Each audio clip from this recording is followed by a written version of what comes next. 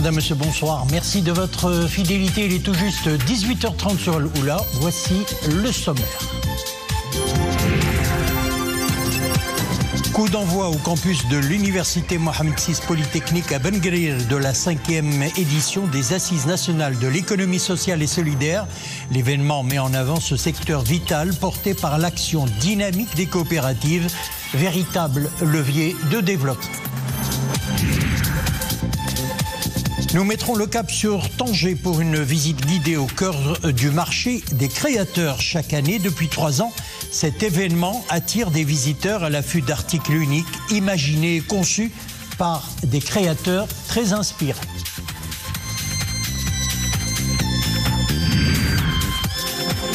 Puis nous irons profiter de la fraîcheur d'une zone humide du Moyen Atlas, le lac Amras. En cette période de forte chaleur, cet espace grandeur nature attire les visiteurs des 4 coins du pays en quête d'un bon bol d'air frais et de quiétude.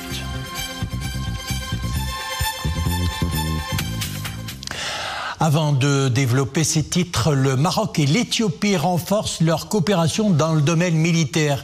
En exécution des hautes instructions royales, M. Abdeltif Loudi, ministre délégué auprès du chef du gouvernement chargé de l'administration de la défense nationale, a reçu aujourd'hui Mme Aïcha Mohamed Moussa, ministre de la Défense de la République démocratique fédérale d'Éthiopie, accompagnée d'une importante délégation en visite de travail au Royaume.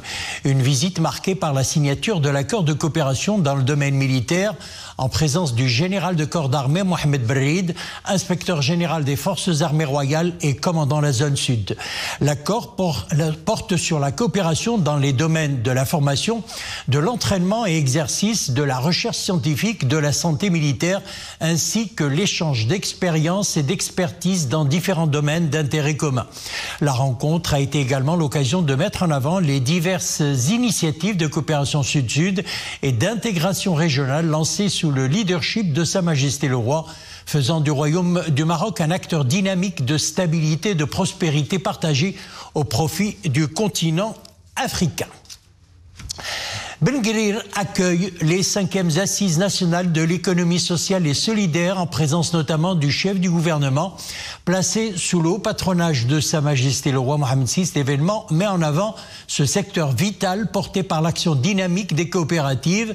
61 000 unités au total, des coopératives qui ouvrent de réelles perspectives d'intégration économique et sociale pour les différentes catégories de la société. Iman Ablou et Omar Jlaïdi avec Jihad Lepri.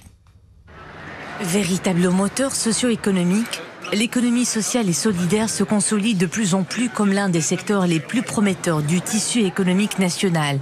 Avec une contribution de 2,5% au PIB et 5% de la population active, ce secteur démontre son important potentiel comme l'un des piliers de l'économie nationale. La 5e édition des Assises nationales de l'économie sociale et solidaire se tient sous le signe de la transformation et de la performance. L'événement est aussi l'occasion de nouer des partenariats. Une série de conventions avec plusieurs départements ministériels et institutions nationales ont été conclues. Nous nous sommes fixés de nouveaux objectifs dont la mise à jour de la stratégie nationale en la matière et la préparation d'un cadre juridique adapté avec des priorités comme l'appui à l'inclusion et à l'autonomisation des femmes et la création de nouvelles opportunités d'emploi dans l'économie sociale et solidaire. Le secteur apporte des solutions concrètes aux grands défis: emploi des jeunes, autonomisation des femmes et intégration sociale des groupes vulnérables. Cette capacité à transformer les défis en opportunités fait de l'économie sociale et solidaire un levier essentiel du développement. Un des piliers du secteur, les coopératives, qui connaissent une forte dynamique avec plus de 61 000 unités, regroupant près de 800 000 membres. Dossier du Sahara marocain à Genève, une quarantaine de pays ont réaffirmé leur soutien à la souveraineté pleine et entière du Maroc sur ses provinces du Sud. C'était lors de la 59e session du Conseil des droits de l'homme de l'ONU qui se tient jusqu'au 9 juillet au Palais des Nations dans la capitale suisse. Dans l'actualité internationale, aucun signe d'apaisement entre l'Iran et Israël au 5e jour de la confrontation militaire entre les deux pays. Les échanges de frappes et de missiles ont fait au moins 224 morts en Iran et 24 en Israël, selon les derniers bilans communiqués par les autorités des deux pays. De fortes explosions ont été entendues à Tel Aviv et 2 puissantes détonations à Téhéran. L'armée israélienne a annoncé avoir tué un important commandant militaire iranien, Ali Shadmani, dans une frappe nocturne à Téhéran. Et puis dans la bande de Gaza, les forces israéliennes ont tué au moins 47 personnes qui s'étaient rassemblées près d'un centre de distribution d'aide dans le sud du territoire palestinien. Selon le porte-parole de cet organisme de premiers secours, 200 personnes ont été également blessées alors que des milliers de Palestiniens s'étaient rassemblés pour recevoir de l'aide à Khan Younes. Retour au Maroc, la Sonacide, leader de l'industrie sidérurgique au Maroc, scelle un partenariat stratégique avec la Fédération royale marocaine de football. Cette alliance va permettre de travailler sur plusieurs projets pour le développement du football national et sa visibilité. Écoutons le directeur général de la Sonacide, Ismaël Aqley. Nous sommes fiers de soutenir toutes les équipes nationales et d'apporter notre contribution au rayonnement de ce sport extraordinaire pour notre jeunesse, pour l'avenir de notre pays et pour le rayonnement du Maroc. Cette convention, elle nous engage, elle est très importante pour notre entreprise. Nous avons l'habitude de dire que Sonacide construit le Maroc. Nous construisons tous les terrains de sport et de football dans notre pays et c'est une fierté pour nous d'être présents dans les stades. Le film documentaire à l'honneur à Agadir, le FIDADOC, ouvre sa 16e édition avec en lice 9 longs métrages issus du monde entier. Le festival donne à voir sur grand écran des œuvres d'exception portées par une prometteuse génération de cinéastes du réel. Mohamed Touanina et Iman Ablo. Lumière s'étend, on recouvre de blanc les traces du passé sur les murs pour accueillir les couleurs des futures fresques. Le cinéma du réel fait des émules au FIDADOC, un véritable sanctuaire de liberté artistique et de dialogue passionné. Ici, le documentaire se dévoile comme un genre, à mi-chemin entre fiction et réalité, une force créatrice et constructrice d'un imaginaire collectif. Ce festival est unique en son genre. Il est entièrement dédié aux films documentaires. Cette année encore, plusieurs documentaires des 4 coins du globe sont ici projetés, avec au programme des ateliers professionnels pour initier les jeunes aux techniques du film documentaire.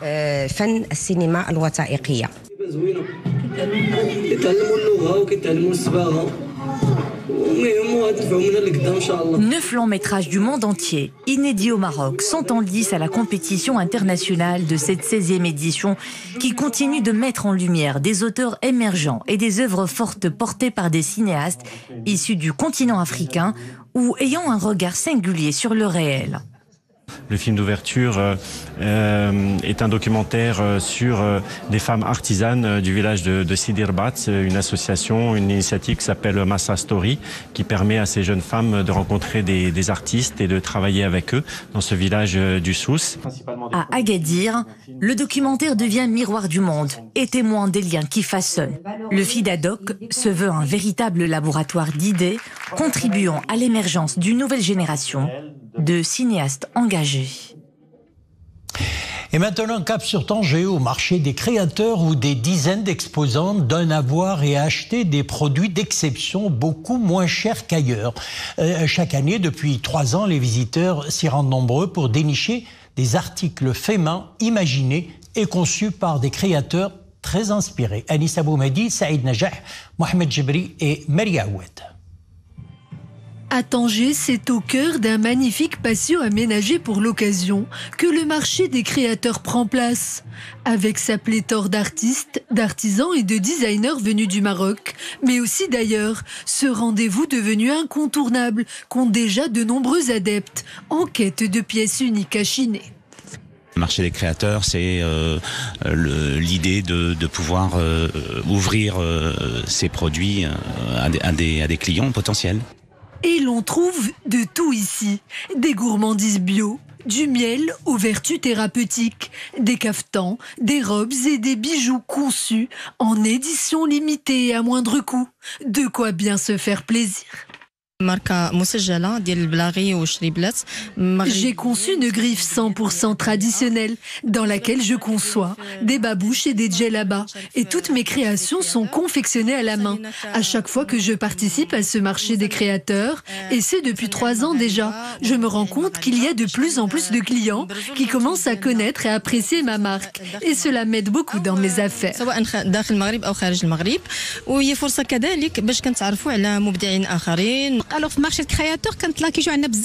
J'aime à penser que mes pièces mettent en lumière la beauté du vêtement marocain. Mes créations sont inspirées de nos traditions, avec bien entendu une petite touche de modernité.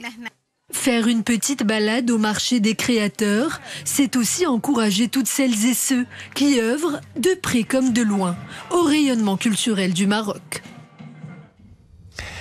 Nous enchaînons avec cette alerte météo qui annonce des averses orageuses entre 15 et 25 mm avec grêle locale et rafales de vent sous orage.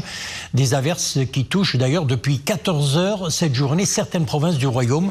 La Direction générale de la météorologie précise que le phénomène se poursuivra jusqu'à 22 heures ce soir dans les provinces de Khribga, Ibn Salah, Qla'at Saraghna, Bni Mellal et Khnifra. Et pendant ce temps, le reste du pays enregistre une forte hausse des températures depuis hier. Le phénomène se poursuivra jusqu'à jeudi.